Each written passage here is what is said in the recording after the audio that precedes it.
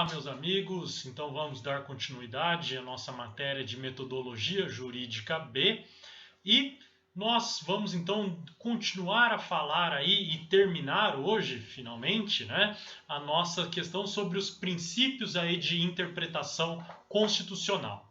E eu já trabalhei aí vários com vocês, trabalhei aí, por exemplo, com a questão da ausência de hierarquia, né, da unidade da Constituição.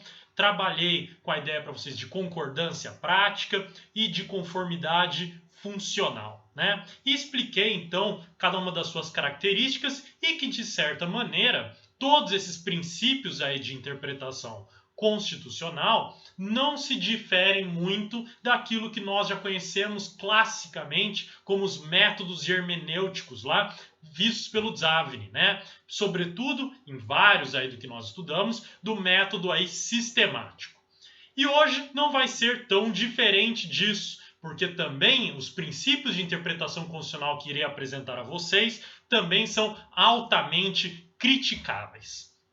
E o primeiro que eu quero trabalhar aqui com vocês é o chamado efeito integrador. E o que é o chamado efeito integrador? É a ideia, então, que no momento aí de solucionar problemas jurídico-constitucionais, deve ser dado preferência a pontos de vista que favoreçam a uma unidade da própria Constituição, uma unidade política e uma unidade social.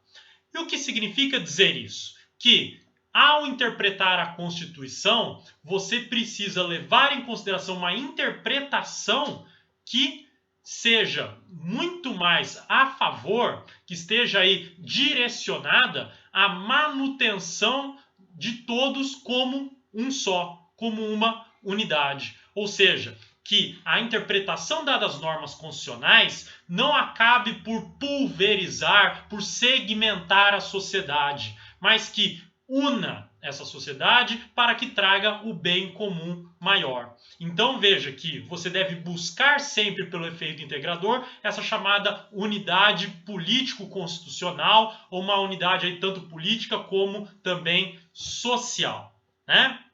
Então, veja que a primazia dessa interpretação aí, né, é de conservação da unidade, para que então a Constituição seja o pilar essencial, né, o pilar aí, então, principal, para que integre todos os outros segmentos que serão afetados pelas normas jurídicas constitucionais, tá?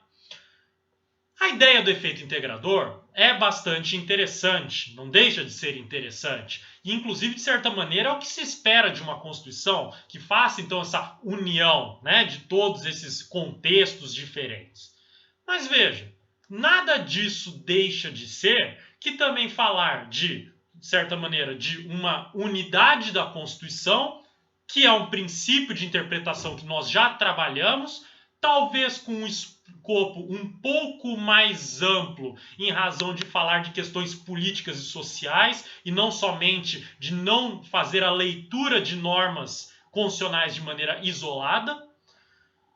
Mas veja, será que isso é suficiente para diferenciar essa questão da unidade da Constituição? Porque no momento que você não faz a leitura isolada das normas, por consequência, você também está aí fazendo uma leitura da Constituição que integre esses aspectos políticos e sociais, porque você deve se preocupar então com o todo para que você chegue à interpretação ideal. Então veja que aqui nós temos um problema já de diferenciação entre dois princípios de interpretação constitucional. E mais, isso tudo não deixa de ser uma interpretação sistemática.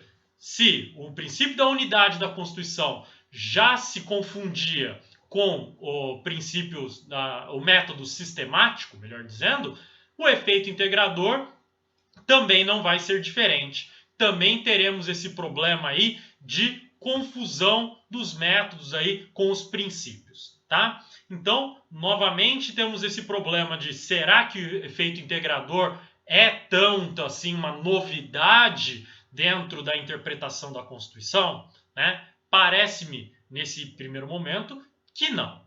Tá? Muito bem. Além disso, temos outro princípio de interpretação constitucional, chamado princípio aí da máxima efetividade. Digo para vocês o seguinte: os princípios de interpretação constitucional que trabalhamos até agora participam de uma listagem trazida por Conrad Hesse. E o Conrad Hesse, então, não se preocupou em dizer que todos os princípios devem ser aplicados de maneira universal e de forma absoluta, ao mesmo tempo. Mas ele quis traçar aí um rol de princípios que podem lidar com a interpretação constitucional. E como eu disse para vocês lá no início dessa disciplina, né? Ou melhor dizendo, início dessa matéria em si, o que era para ser meramente um rol acabou se tornando um emaranhado simultâneo de princípios de interpretação e que causa mais confusão do que soluciona problemas, por vezes se tornando muito mais um jargão jurídico para talvez até subjetivismos. Vide a questão da conformidade funcional que estudamos na aula passada e da concordância prática, do que efetivamente para guiar ou orientar o intérprete. E a máxima efetividade não está no rol aí trazido pelo Conrad Hesse, mas na verdade parece ter aparecido na literatura brasileira, né, pela obra do professor Canotilho, do português, né, Gomes Canotilho, e que traduz na ideia de que deve-se então dar às normas constitucionais a máxima efetividade possível, ou seja, aquela eficácia ótima das normas constitucionais devem ser buscadas. Veja, essa ideia parece fazer mais sentido quando talvez falamos de normas constitucionais programáticas, né? Se utilizando dessa nomenclatura, dessa classificação das normas constitucionais programáticas.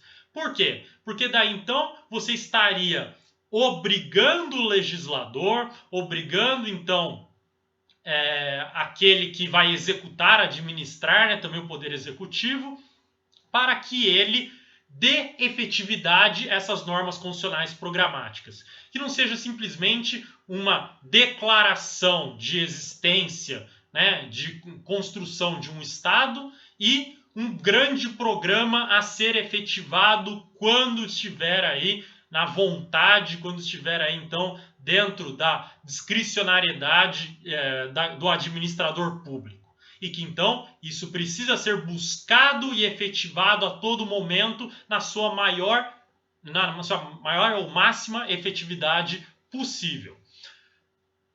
Só que, se nós pensarmos nos princípios que nós trabalhamos até então, nós podemos também acabar encontrando essa ideia de máxima efetividade dentro no seu interior, né?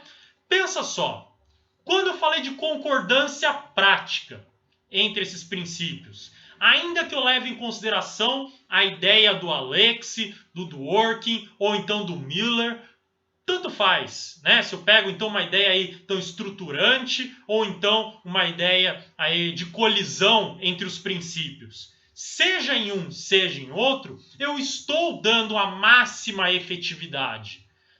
Para a ideia de colisão dos princípios, dando a máxima efetividade do princípio vencedor, quando eu falo do Alexis, quando eu falo do Dworkin, do princípio vencedor, e no Alexis, dando a máxima efetividade do princípio que é aplicado na maior possibilidade fática e jurídica, e também dando uma efetividade máxima que eu consigo naquele princípio que tem menor aplicação.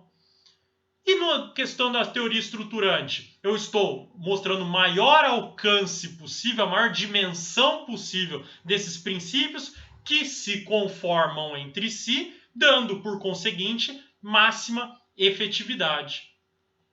Então parece que, para a ideia de concordância prática, a máxima efetividade estaria contida nela. E podemos pensar também em outro princípio de interpretação constitucional que eu vou falar com vocês, que é o princípio da força normativa da Constituição, que também a máxima efetividade estaria contida. Afinal, se eu dou força normativa à Constituição, eu tento aplicar a Constituição como norma jurídica da melhor e maior forma possível, naquela eficácia ótima. Então parece muito mais que máxima efetividade não seria um princípio de interpretação constitucional autônomo, mas um desdobramento ou talvez um efeito desses demais princípios. Para alguns da concordância prática, para outros da força normativa da Constituição. Inclusive, já fiz leituras já de alguns autores, né, que inclusive colocam a questão da máxima efetividade também no efeito integrador, aí dentro dessa ideia de efeito integrador, que você vai dar então a máxima efetividade para integrar as questões, os contextos políticos e sociais constitucionais aí previstos, tá? Então, é um tanto quanto estranho, digamos assim, falar de princípio de interpretação da máxima efetividade como um princípio autônomo, tá? Como falei para vocês, então já falo agora diretamente para vocês, temos também a força normativa da Constituição, como um princípio, então, de interpretação constitucional. Agora, será que, de fato, estamos falando de um princípio de interpretação?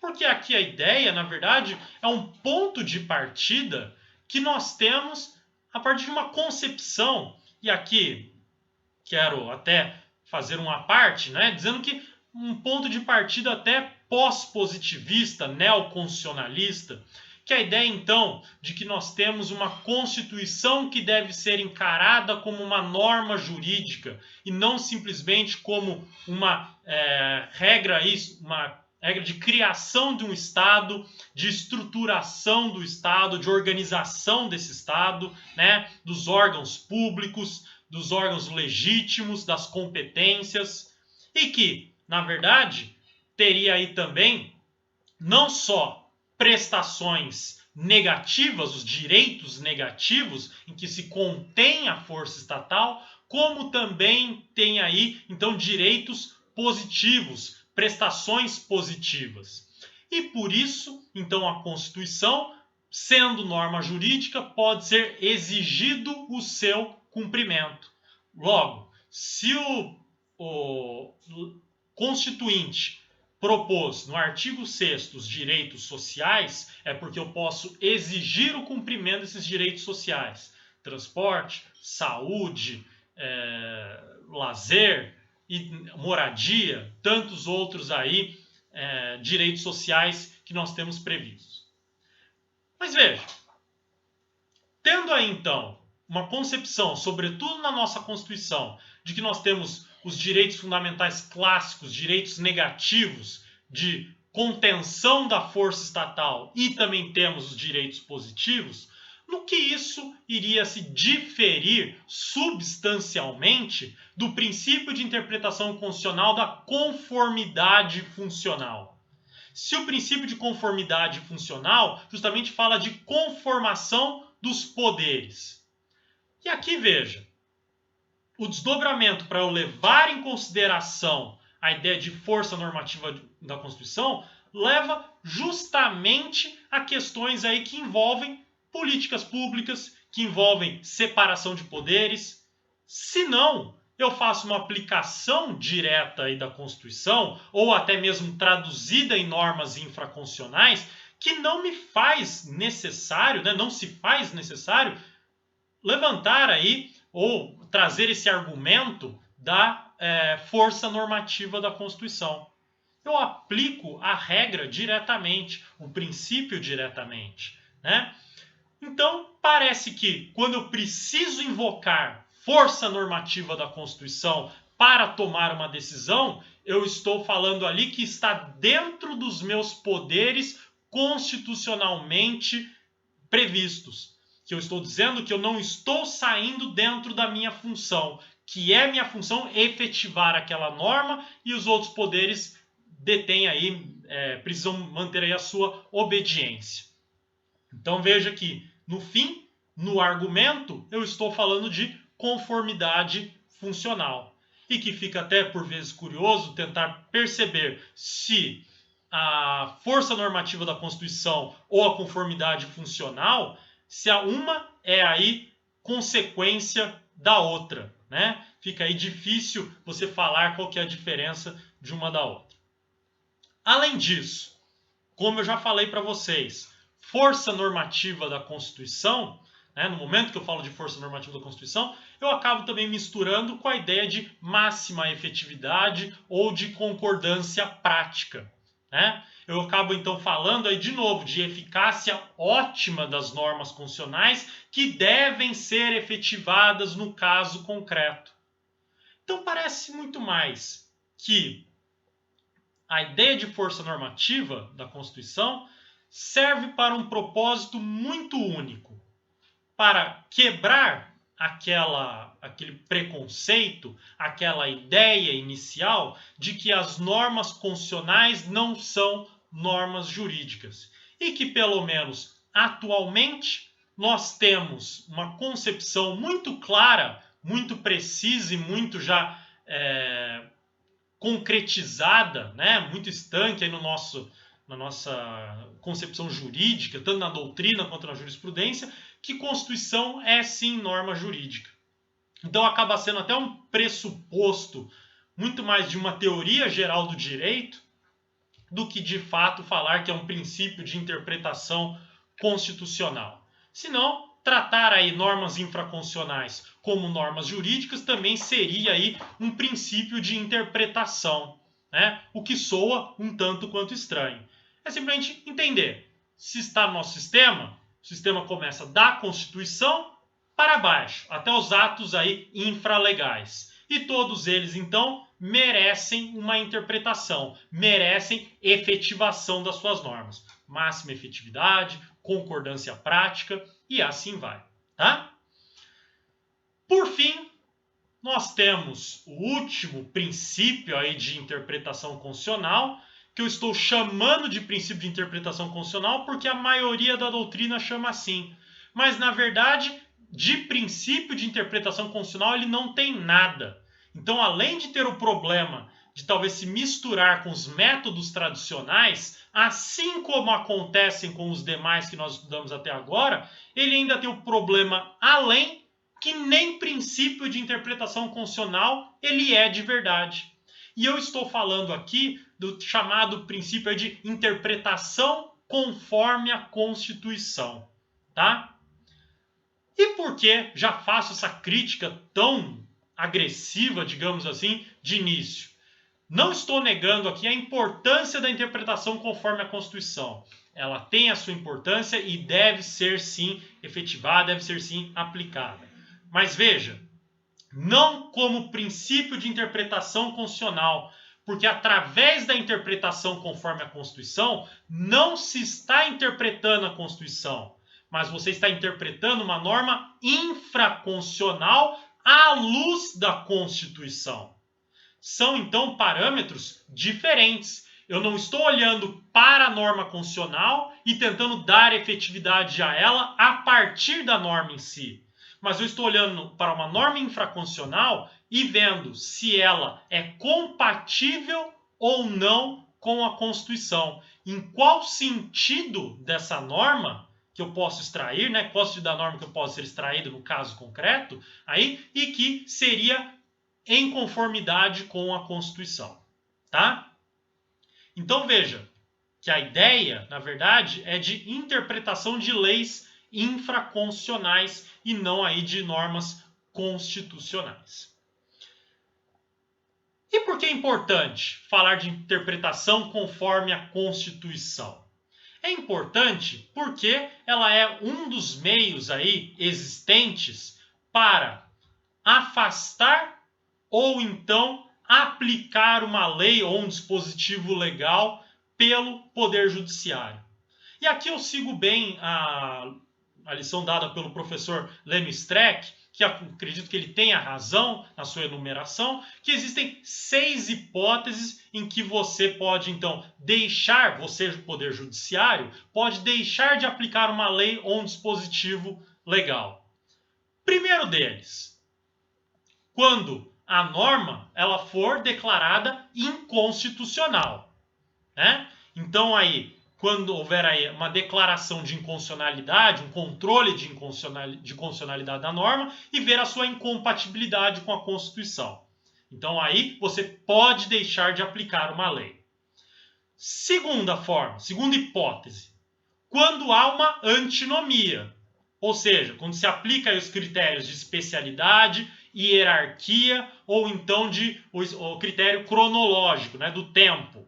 Então, a partir desses 3 critérios, você pode deixar de aplicar uma lei. Terceira hipótese, quando há aplicação de nulidade parcial sem redução de texto. E o que significa isso? Significa dizer o seguinte, que são observados vários sentidos jurídicos para uma mesma norma e o tribunal aponta que um desses sentidos é inconstitucional, mas há a manutenção da norma jurídica para todos os demais. Então, digamos, eu tenho 3 sentidos jurídicos para a norma. Desses 3, o tribunal vai pegar um deles e vai falar, esse sentido aqui, ele é inconstitucional. Mantém-se a aplicação para os demais sentidos perfeitamente. A norma, então, continuando existindo dentro do ordenamento jurídico. Só não será aplicada naquele sentido declarado aí inconstitucional. Então, essa é a nulidade parcial sem redução de texto. Depois nós temos também a declaração de inconstitucionalidade com redução de texto, que então o STF, por exemplo, ele vai riscar uma palavra lá do texto normativo e esse enunciado então se torna constitucional pela exclusão dessa expressão ou desses termos, tá? Então, digamos, ele tira um não, ele tira lá uma expressão que ele fala que é inconstitucional e as demais permanecem porque são constitucionais, tá? Para vocês terem um exemplo de declaração de inconstitucionalidade aí com redução de texto, nós temos na Lei de Drogas, no artigo 33, parágrafo 4º, um exemplo, tá? Olha aí, quando a gente fala lá do tráfico de drogas, o STF declarou inconstitucional a expressão vedada a conversão em penas restritivas de direito, porque aqui ele entendeu que haveria uma contrariedade com o princípio da individualização da pena, que é próprio do serviço, do labor aí do magistrado identificar se deve haver a conversão em penas restritivas de direito. E daí, então, ele riscou essa expressão. Então, aqui é um exemplo de declaração aí de inconstitucionalidade com redução de texto. Tá bom? Muito bem. Além disso, nós temos também uma outra forma aí de não aplicação de uma lei pelo tribunal, né, pelo Poder Judiciário, quando, e aqui pegando bem um posicionamento aqui sobre a relação entre princípios e regras. Quando você deixa de aplicar uma regra em razão de um princípio, entendendo aqui, na relação principiológica, aquela ideia de princípios estarem mais na estrutura das regras, né? Lembrando aí das nossas aulas no começo do semestre. E que, então, alguma regra pode deixar de ser aplicada pela contrariedade de um princípio. Isso acontece muito para aqueles que têm essa visão tradicional de aplicação de princípios, né? Então, haveria então essa colisão da normatividade de uma regra e de um princípio, prevalecendo o princípio e afasta então a aplicação da regra. E a última hipótese prevista no nosso ordenamento, então, para deixar de aplicar uma lei ou um dispositivo legal, é justamente a interpretação conforme a Constituição, que ela funciona de maneira, digamos, inversa da nulidade parcial sem redução de texto. Por quê? Se na nulidade parcial sem redução de texto nós tínhamos 3, por exemplo, sentidos jurídicos e só um é inconstitucional e se aplicam os demais, na interpretação conforme a Constituição, eu estou dizendo que só um sentido é que pode ser aplicado. Os demais são inconstitucionais. É como se então o STF dissesse o seguinte: olha, se você quer entender essa norma como constitucional, você somente poderá entendê-la neste sentido. E daí fala como se diz. Ou seja, o texto continua intacto, assim como acontece na nulidade parcial sem redução de texto, né? Mas aqui, ao invés de eu ter vários sentidos constitucionais, aqui eu vou ter somente um sentido, ou até pode ser até mais de um, a depender do caso, mas normalmente será um só, que o STF dirá que é o sentido que está de acordo com a Constituição, tá bom? Então, veja que, no fim, falamos então de vários princípios de interpretação constitucional e, no fim, a interpretação constitucional mesmo, nesse último, não se faz presente, porque você faz uma interpretação de uma norma infraconstitucional para chegar na solução aí constitucional, com compatibilidade constitucional, tá? Muito bem. Se pegarmos aqui, eu faço uma referência para vocês, o estudo feito pelo professor Lucas Cative de Laurentiis, né? Ele tem então um estudo aí na sua pós-graduação que ele fez em cima da interpretação conforme a Constituição. Ele diz que dá para fazer uma certa diferenciação que talvez dê para salvar a interpretação conforme a Constituição como um princípio de interpretação constitucional. E aqui eu adiciono um pouquinho em cima do estudo dele nessa concepção. Porque é o seguinte, ele vai trabalhar então que o princípio de interpretação conforme a Constituição, né, da interpretação conforme a Constituição, ela vai ser um princípio de interpretação da Constituição quando falamos de um controle abstrato, né, o controle abstrato de constitucionalidade, e falamos de um princípio de interpretação infraconstitucional quando falamos do controle concreto de constitucionalidade. Então, quando eu falo da lei em tese, né, no controle aí concentrado e abstrato de constitucionalidade, eu estou falando de uma interpretação constitucional, porque daí eu pego a norma genérica, né, a norma aí hipotética, para ver o parâmetro dentro da Constituição, e isso então não seria uma interpretação infraconstitucional, né, não seria uma interpretação legal.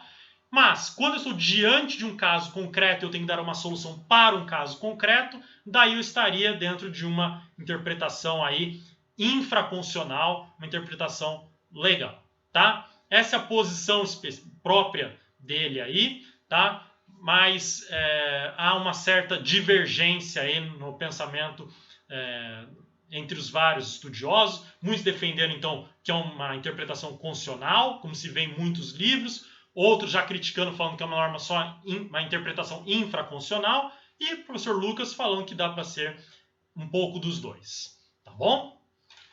Pessoal, para encerrarmos, então, a nossa disciplina, só falta falar um pouco aqui de método agora de interpretação constitucional, que eu quero destacar alguns para vocês, né, para mostrar, então, a confusão final que fazemos no nosso mundo jurídico sobre interpretação constitucional. Se falamos até agora de princípios de interpretação que se confundem com os métodos tradicionais, métodos hermenêuticos clássicos, temos também confusão, talvez até mais intensa, nos métodos de interpretação constitucional.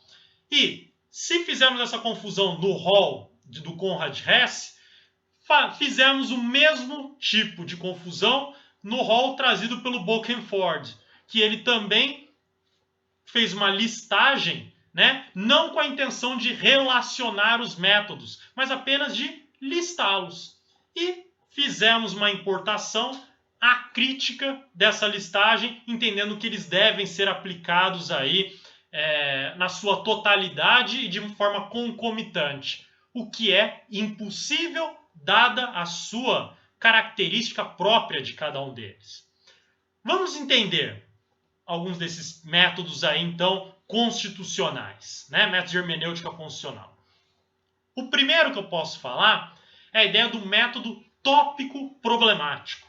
E qual que é a ideia do método tópico problemático?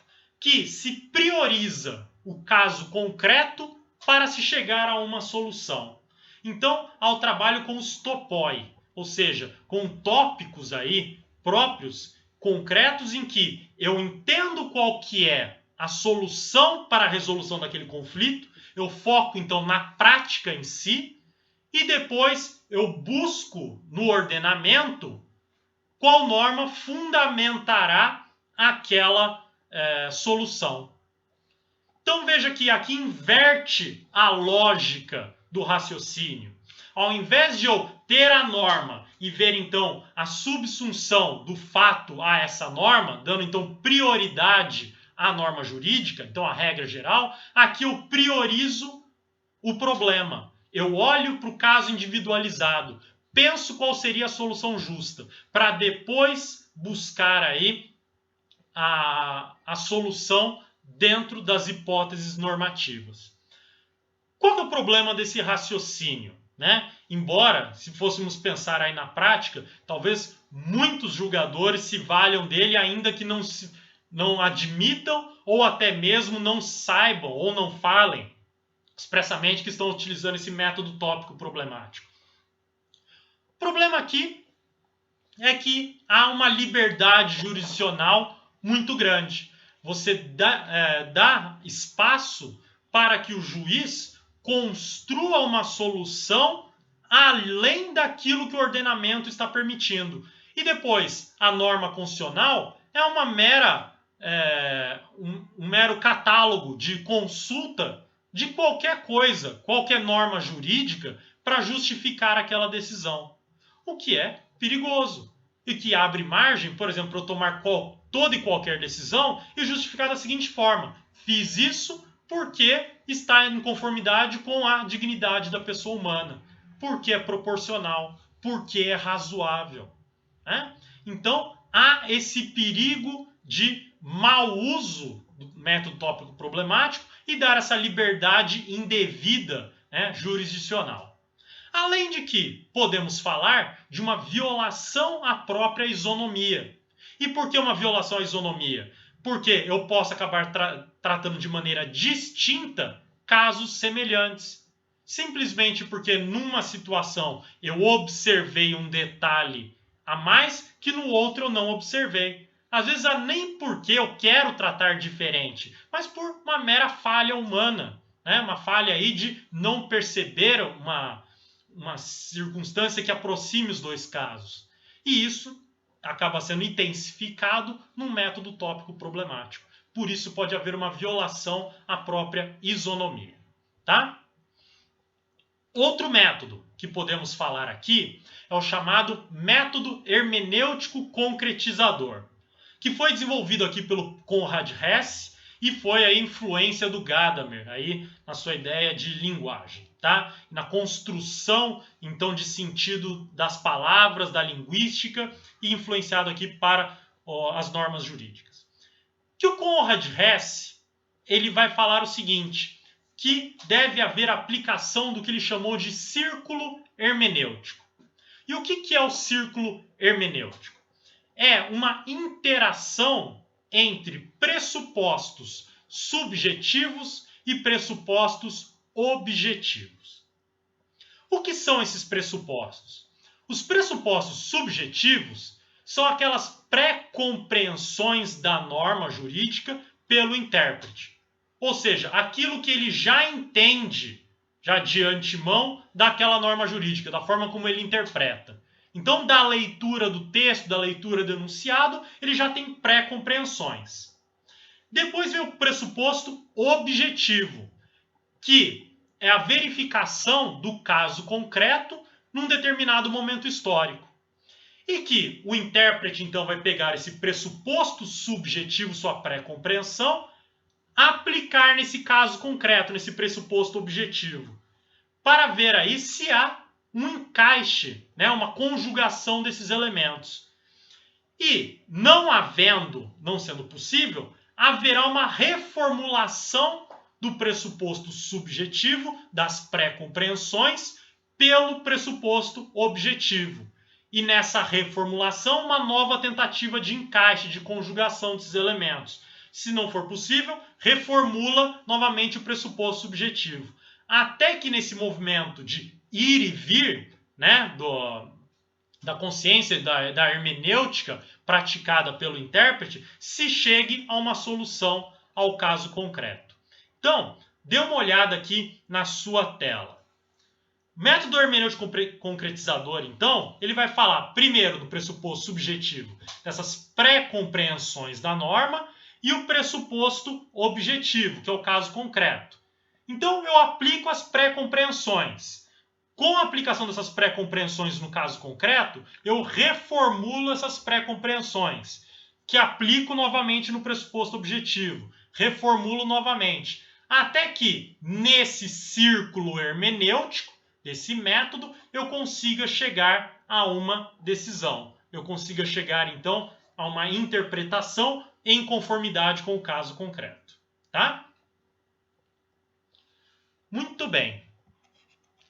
Daí, para fecharmos, temos aí também o chamado método normativo estruturante, que eu já trabalhei com vocês quando falei de concordância prática, mas aqui eu só deixo um pouco mais evidente a ideia dele, que é do Friedrich Müller, né? Naquela ideia, então, que as normas precisam se concordar, se conformar entre elas, não porque estão em colisão, mas porque o alcance deve ser aí delimitado pelo intérprete.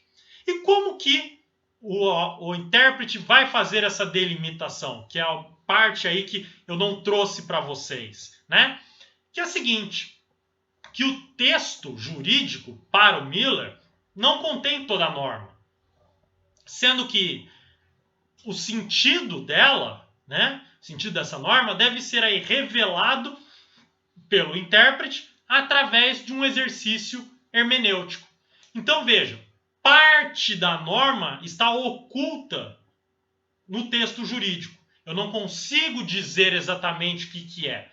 E o intérprete, então, precisa revelar esse sentido que está oculto, tá? E aí, para fazer essa revelação, ele deve levar em consideração não só o texto em si, que é o programa normativo, quanto também a própria realidade, né? Os que ele chama de âmbito normativo, para eu chegar na norma jurídica. Então, veja, eu tenho que olhar o programa normativo, o texto, então, no que ele está dispondo, e ver a realidade, que é o âmbito normativo. E combinando esses dois, revelando então os sentidos ocultos, eu consigo chegar nessa norma jurídica. Chegando na norma jurídica, eu consigo falar a sua extensão, consigo falar do seu alcance. Sem que eu precise falar, e que isso para ele, obviamente, é uma crítica, como eu trouxe na aula passada para vocês, nem que eu precise falar de colisão de princípios, colisão entre normas, que isso seria absurdo. Cada norma tem a sua extensão, conforme o texto e a realidade. Tá bom? Então, gente, essas daí, então, eram as ideias que eu queria passar para vocês, tanto de princípios de interpretação, quanto desses métodos de interpretação constitucional, e que no fim chegamos aí àquela conclusão. Será que, de fato, são necessários esses métodos propriamente, exclusivamente constitucionais? Será que tudo aquilo que nós não trabalhamos anteriormente dentro do campo do direito privado não poderia ser estendido ao direito constitucional? Talvez seja interessante, como eu falei para vocês, como um reforço argumentativo de que Constituição é norma jurídica e, sendo norma jurídica, merece aplicação, eficácia, efetividade, né? E por isso, e validade também, né? E por isso, então, é importante que se fale em princípios de interpretação e métodos de interpretação constitucional para um reforço dessa ideia.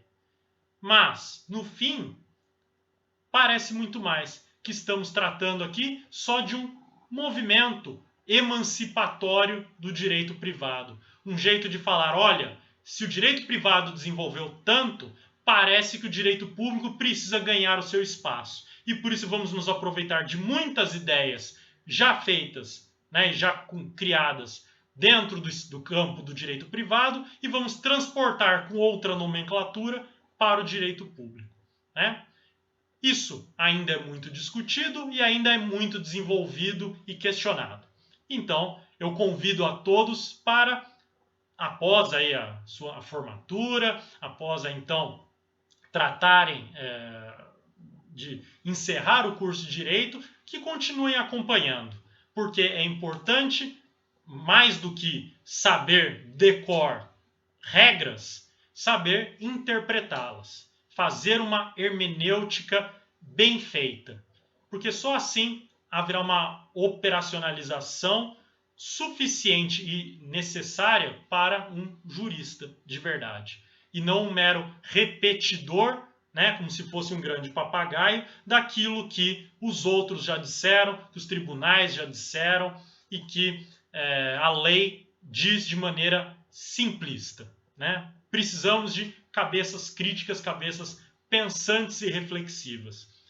E a hermenêutica, por mais que seja complicadas as expressões, complicadas as formas de conversa dela, ela é mais do que nunca a ferramenta e a chave para esse caminho do bom desenvolvimento da ciência jurídica. Bom, muito obrigado então aí a todos e até uma próxima oportunidade. Até mais.